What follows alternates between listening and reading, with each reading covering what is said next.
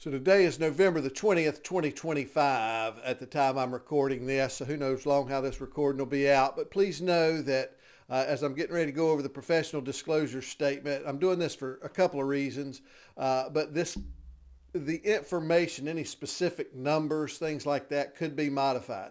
Please look thoroughly through your professional disclosure statement, because the document that you sign is the one that's going to be the legal binding document. This video is to help make it more user-friendly, but the specificities in the document, such as my current rates and things like that, please refer to that document for that. I'll kind of go over them as they are right now, but these are subject to change. But most of the material is going to be pretty similar in regard. So any questions you have, please write them down. I'd love for you to ask me about any specifics in our first meeting. So I'm looking forward to meeting you. All right, so this is the professional disclosure statement. This is a document that my licensing board requires me to provide to you. And it's a wonderful document, but there's a lot in it. So that's why I want to go over it. Historically, I've gone over this in the first session. I'm creating this video so that you can watch this at home or wherever you might be on your own, so that by the time we meet, we'll just have more time to kind of get to know each other better in a different way than me going over some of this really often dry kind of information. So I'm going to do it now. All right, so the first part talks about me, talks about my background, talks about my credentialing. I am a licensed clinical mental health supervisor, and I'm a licensed clinical addiction specialist, and I'm a certified clinical supervisor. Essentially, that means I'm licensed. I've been licensed for many years now, and that I am not only licensed to provide therapy services, but I'm also licensed to provide supervision to other clinicians kind of coming up through the ranks, or if there's some disciplinary actions that have been taken against them by the board, then I can supervise those things as well if they're in my wheelhouse. So that's kind of my credentials. I've got some other certifications, starting with the certified hypnotherapy, and then I'm also a certified brain spotting therapist, which is one of my newer ones. My origin in this industry is, of course, in a cognitive behavioral therapy approach, but very deeply embedded in transactional analysis and something called redecision therapy. So I do a handful of different therapeutic modalities. If I'm working with couples, I lean heavily into John Gottman. I work with Imago couples dialogue, and then internal family systems also. For individuals, those methodologies might be used, but I lean heavily into the redecision therapy, cognitive behavioral therapy, brain spotting, and then some other modalities that we'll talk about if they're appropriate for where you are. Feel free to ask me any questions about those. What I love about the brain spotting modality in particular, but my whole philosophy is kind of built around this idea, my theoretical orientations around this idea that you're the expert, not me. You're the expert in your life. And so this is really important, because I'm not here to provide you with all of the tools and all of the education that you need. The truth is, for the healing to happen, for some of our core belief systems that are deeply embedded in our neurobiological systems, how do we heal? And so sometimes it's a cognitive behavioral approach. It's a present-centered, right here, right now approach. But a lot of times, really, the core programs are much deeper than we can just logically think away. And so then, well, how do we make those changes? And so then we'll use things like a redecision therapy model that says, from 0 to 6, we're making incredibly powerful decisions about how to be on this planet, about how to get along with the grown-ups in our world, and about how to survive this planet. And so a lot of those decisions we make, we call adaptations, and we're adapting to the environment, and we're doing the best we can with the information we have. And then fast forward 20, 30, 40, 50 years later, some of those programs we're still operating on, even if they don't make sense in our world anymore. They might have made sense at 3 years old or 5 years old in that world, but they don't make sense now in a lot of cases. So we want to redecide. We want to make new, empowered decisions about how to be in the world. So that's very exciting. Brain spotting uses a whole different approach. So we'll talk about those things in any way that's appropriate for you, but just be aware I use a handful of things.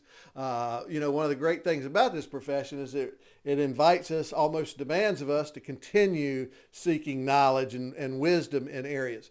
But my core philosophy is that you are the expert in your life. So finding ways to help your brain heal with the 4, possibly even 6 quadrillion connections firing and wiring at any given time, just as if there's a small laceration on the arm wants to heal itself. The brain too wants to heal itself, and we just get in the way of it so often. So there's a lot of different therapeutic modalities I use, but those are some of the core ones that I use most often.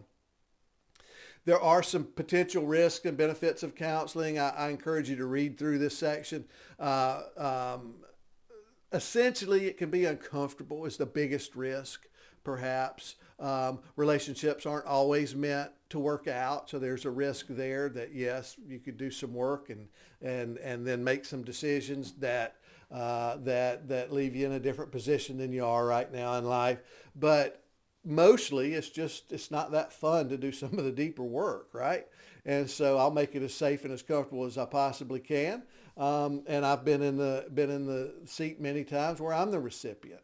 I do believe it's important for therapists to get their own therapy and their own coaching and their own mentorship. So I've had a relationship with somebody that's been near and dear to me for many years, and really ever since the beginning of my journey. And so I lean into that person, and I have a couple other folks that I lean heavily into. I've got a colleague in Burlington, North Carolina, and I've got a colleague in Charlotte, and I lean into those colleagues also for some help and some guidance. Treatment outcomes, can't guarantee any outcomes. And so you may have noticed by now you don't hear a lot of therapists blowing a lot of puffery out there. We have to be pretty mindful of what we say we can't do. But I can tell you this, people that work on growing, people that work on stepping up to the plate, becoming the next best version of themselves. I had this inscribed in this cup, next best self. I just love the idea of it. And it's very appropriate for the one-on-one type of work that I do, or the couples work that I do. And so how do we become the next best version of who we are? If we're seeking for that, if we can get our attention off of the problem and put it towards a solution, if we're willing to be courageous enough to say, well, maybe I don't have it all figured out, what are some options to level up? People tend to get better. People tend to get exponentially better over time. But the other side of it is I don't know anybody that gets all the way there. I don't know anybody that's that has mastered all of their emotions and all of their life challenges at any given time. So, we're all somewhere on the spectrum. This is an important section, so I'm going to go over it pretty quickly, but what are the limits to confidentiality? So this informed consent is something as a clinician that we have to give, because not everything you say is protected. And say, oh my gosh, well, I don't want to go talk to anybody if my information's not protected. So let me speak to you in this way, if I may. This is a sacred covenant that you and I have with each other. And if it's a couple, then with the coupleship. And we'll talk more if it's with a couple. I'll speak to this a little bit more directly when we meet in person. But I take it very seriously. I'm rather humbled by the position to be in a position where people are sharing things with me that they may not share with anybody else, or if with others, oftentimes very limited group of people. It's not always that case, but nonetheless, it's a sacred alliance that we have once we enter into this agreement. And so I take it that way. Legally, there's implications if I don't, but ethically and morally, it's something I take to heart. Having said that, there are exceptions to the confidentiality that you and I have. These are spelled out in great detail in this document. But I'm going to go over some of these pretty quickly. One that most people are aware of is if I believe that you are in an imminent risk of harm to self, then I have to take action on that. If we're not able to resolve it, if I believe there's a chance you could go out and harm yourself, and I believe that risk is imminent, then I have to take action, and I have to make sure that you're safe. If there is a threat of life made on somebody else then I have to report that. I have to make sure that other person is safe. And so those are two big ones. I've had to take action for both of those before. The other is if a judge were to order my records. So all of those have happened in this office. The judge ordering my records is very, very rare, but it has happened, particularly for minors in custody disputes and things like that. I can firmly disagree with it, but the judge doesn't care if I disagree with it, and the law says I have to report those things. So I have to provide documents if a judge orders me to. So outside of the imminent risk of harm to self, risk of harm to others, if there's reports of child abuse, elder abuse, abuse of vulnerable adults, those things by law I have to be a reporter on. And then if a judge were to order the records. Outside of that, if there's a medical emergency, I have support staff from time to time that help me out. They typically don't have access to my records in terms of notes that I keep, but they could have access to other privileged information. They're bound by, strict regulations about how to handle that information. I'll take them through trainings and such. Health insurance providers, if you're using health insurance, whether you're going to a doctor or somebody like myself, then, they have access to information, privileged information. There's a triangular agreement. I have an agreement with the insurance company has an agreement with you, and you have an agreement with me. And so they can request my records at any time. Some people choose to do private pay for that very reason. That takes out that breach of confidentiality. Having said that, they rarely request my records, but they can, and so you have to be aware of that. In addition to that, they can communicate. Health insurance communicates with life insurance and so forth, and so sometimes having certain diagnoses on file could hinder a life insurance or could increase rates. So if you have questions about that, please let me know. For marriage and family counseling, I'll talk to you more specifically about that. I don't tend to do family counseling, but I do marriage counseling. And so the confidentiality changes a little bit with that. If you sign a release of information, then that gives me permission to communicate with whomever to the degree that you've given the permission. Supervision and professional consultation. So this is something that is a caveat. So I am allowed to communicate with any other professional in my field, or a psychiatrist, a medical doctor that's related specific to the mental health purposes. And I can speak to those, and I can seek consultation in appropriate ways. And I've already spoken to the three primary people that I do that with. And so they're also bound by HIPAA regulations, the Health Insurance Privacy and Portability Act. And so they're not allowed to discuss things. And I keep the information limited to just enough to know so that we can process the case so they can give me feedback and help me be a better clinician for you. Are you hanging in there? Have I put you to sleep just yet? I hope not. But I wouldn't be surprised. Some people might want to use this when they're going to sleep at night to listen to this meandering on. But it's very important information. Referral sources. Sometimes I'll acknowledge a referral source and thank them for the referral. And so that's could be considered, but I'm not sending any other privileged information with that unless you've given the consent to do so. Third-party vendors. There are times when a third-party vendor might have access to select information. Two vendors specifically that I use consistently is the one, Simple Practice is my electronic medical records company, and so they oversee all of my documentation. When we have online sessions, those are conducted through Simple Practice. So there's a lot of access there through that. And then in my office, I have security cameras. I have a security camera in my lobby, which is on the other side of this screen right now. And then I have a security camera in the break room or just outside of the restroom. It's not facing towards the restroom, however. And neither of those have auditory, but they do have visual. And so I keep those in the office for security reasons, but also to let me know if somebody's waiting out in the lobby for me. And then I have two cameras that are in a circuit. They're baby monitors, so they just kind of project to a screen, but they're not actually recording in the sense of keeping it on a file anywhere. It's just kind of a live stream of my parking lot that way. So those are examples of kind of third-party vendors, and so those are things that are important to notice. If I happen to be working with a minor, then parents have a right to access information. Parents, legal guardians, if they have a legal right to guardianship, then they probably have a right to access records, and that's very important. I don't work a lot with minors, so I'm not going to go more into that here, but please ask questions when we meet. Receipt of notice of privacy practices, so I'm not going to go over that, but you will have already completed a privacy practice, or if you haven't, you will by the time we meet.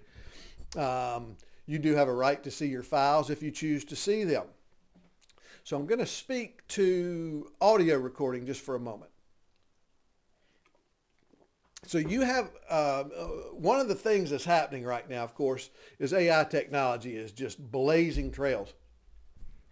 And one of the great things that we have is the ability to document our sessions in a way that we didn't have just a few years ago. And so how this works, I like to go over real quickly, if I may. So what happens is I'm going to record our sessions. And if you have any questions about this, please ask. I was very cautious about this before I decided to do it. Simple Practice offers a program, and you'll have some documents you can look through. I encourage you to read through those if you have any questions about this, how this works. So there's a recording that is made, and so it records our session, audio only, and then it produces a transcript and it produces a note, a temporary note, and it does a beautiful job with that. And so once it produces the transcript and the temporary note, the audio recording deletes. I never have access to the audio recording. It's only there just long enough to produce the written documentation. If I don't do anything with the written documentation for 7 days, they disappear. If I don't save them, they disappear. So what I have to do is I have to go in usually within a day or two, I'll go in and I will review the note, and then I will make my modifications to it, and then I'll save that note. So it actually does a great job of dictating and documenting the dialogue and the exchange, which really gives me an opportunity to be more present and attentive during the session. So I think that's really an awesome feature that it has. And so, but anyway, if you have any questions about that, please let me know.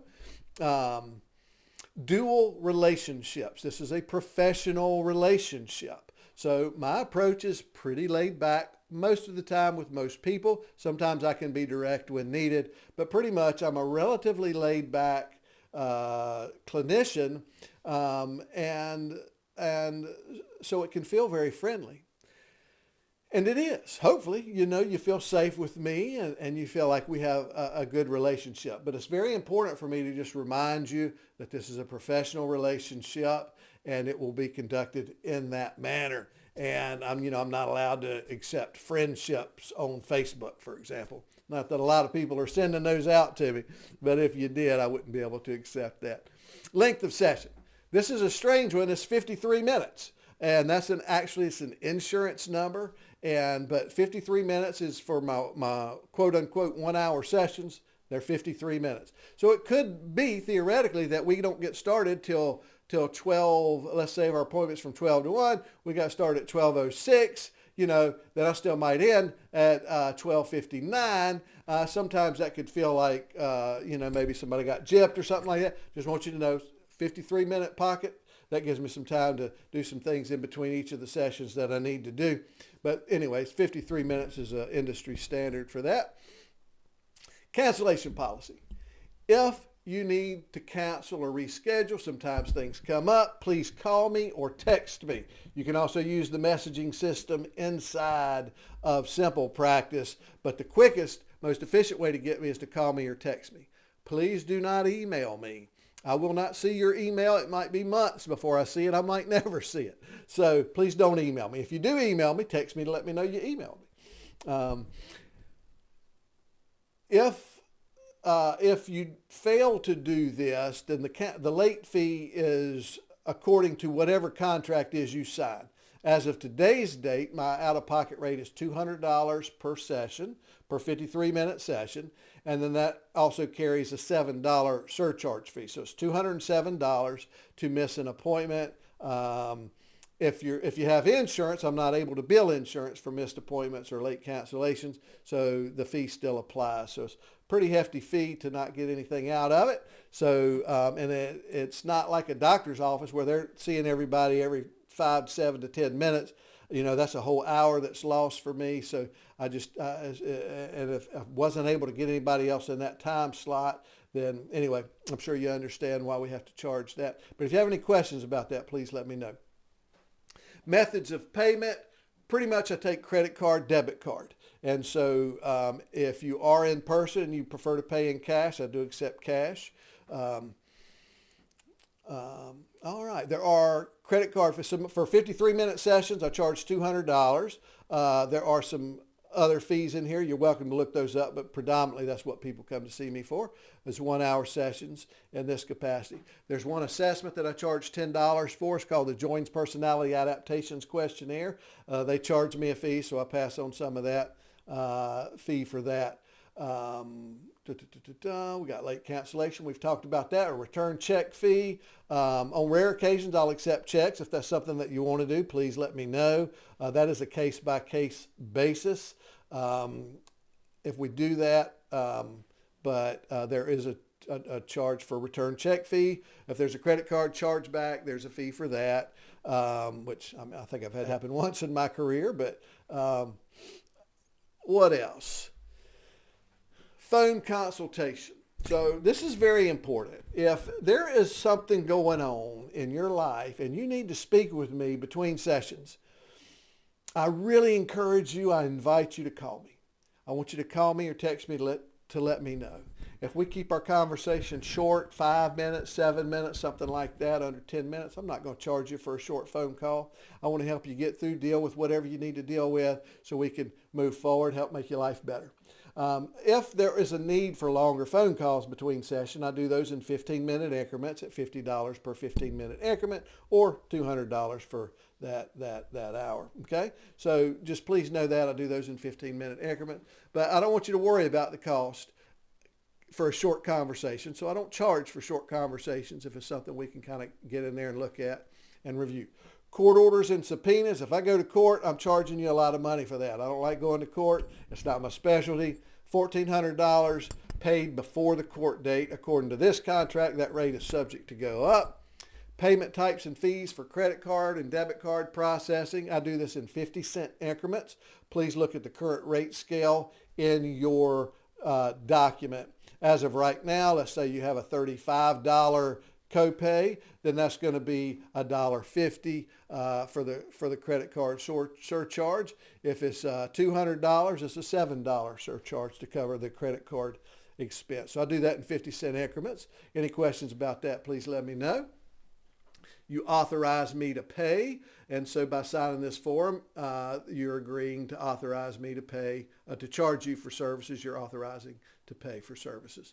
If for some reason insurance doesn't cover you and you thought they were, then you're also authorizing me to charge your account for that as well. My office hours are Monday through Thursday, 9 to 6. Are you hanging in there with me? We're just about to wrap this up pretty shortly. Billing and insurance reimbursement. I will bill insurance on your behalf. As of this time, I'm only in the network with Aetna, Blue Cross Blue Shield, State Health Plan, and MedCost, but nobody around here takes MedCost since the hospital switched over. And I might be in network with Cigna soon. By the time you watch this, I might be. So we'll see. I'm still looking into that as an option. But as of today, I'm not in network with Cigna. And then Catesis is a very specialized program. Very few people come to me through that program, but I am in network with them as well. If I'm not on your provider list, then it's going to be out-of-pocket, private pay. Emergency contact and crisis procedures. If there's a crisis, please call me if you think I can be resourceful for you. But just know, when I'm in session, my phone, I don't even know where my phone is right now. My phone is on vibrate. It's on silent mode. I'm not paying attention to it. I'm focused on the session that I'm in. Unless, on rare occasion, I know of a client that's actively in crisis, and then that might be an exception to that. There are some wonderful community numbers. We've got a suicide crisis hotline. We've got something called mobile crisis, where they'll actually come out to the house or the residence or the place of work, wherever a person is, if they're having a crisis. So please know that, okay? Email and texting. please do not email me pretty much anything because it's not HIPAA secured. But if there's a need to send me something, typically you can do it right through Simple Practice. But outside of that, if there were some need to do it, number one, I'm probably not going to see it unless you've let me know that you're emailing me something. So as a general rule, it's just not good to email me information. Texting can be done, but please remember it's not HIPAA secured. So please don't text anything that is of privileged information. All right, there's a few other sections on here, such as the termination procedures, my vacation processes, and things of that nature. Please look through those complaint procedures. If for some reason you're not happy with my work, then there's a process that I encourage you to go through for that. All right, if you have any questions about any of this, please bring it to the session. Thank you for taking the time to review this. I've tried to keep it as quick as I could. Sorry if it's so boring, but just now know that you don't have to go through this when we meet for the very first time. I look forward to meeting you very soon. Thank you. Take care.